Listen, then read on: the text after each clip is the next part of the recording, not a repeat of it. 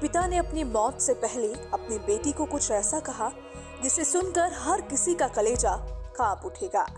सतीश कौशिक की मौत जख्म है जिसे उभरने में लोगों को लंबा वक्त लगेगा। एक बेहतरीन एक्टर, डायरेक्टर से बढ़कर सतीश कौशिक एक नेक इंसान और अच्छे पिता थे। जब मौत उनका गला घोट रही थी तब उनके मुंह से आखिरी शब्द अपनी 11 साल की बेटी के लिए निकले जो बड़ी मिन्नतों के साथ पैदा हुई थी।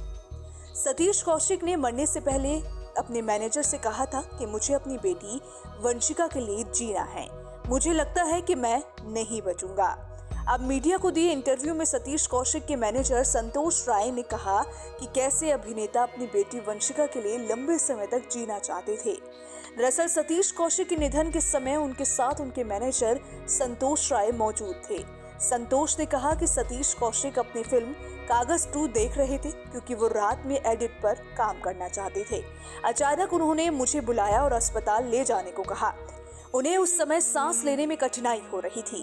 मैंने ड्राइवर और सुरक्षा कर्मियों के साथ उन्हें अस्पताल पहुंचाया, लेकिन रास्ते में उनकी हालत बिगड़ गई।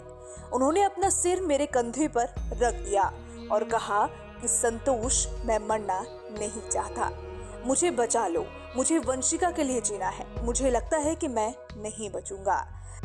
शशि और वंशिका का ख्याल रखना। मैनेजर संतोष राय ने बताया कि भले ही वो कुछ ही मिनटों में अस्पताल पहुंच गए, लेकिन उससे पहले सतीश कौशिक रास्ते में बेहोश हो गए थे।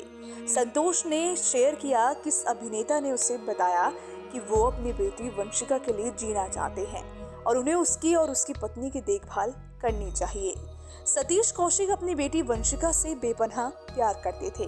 वो अपनी बेटी को बड़ा होता देखना चाहते थे, बेटी की शादी देखना चाहते थे।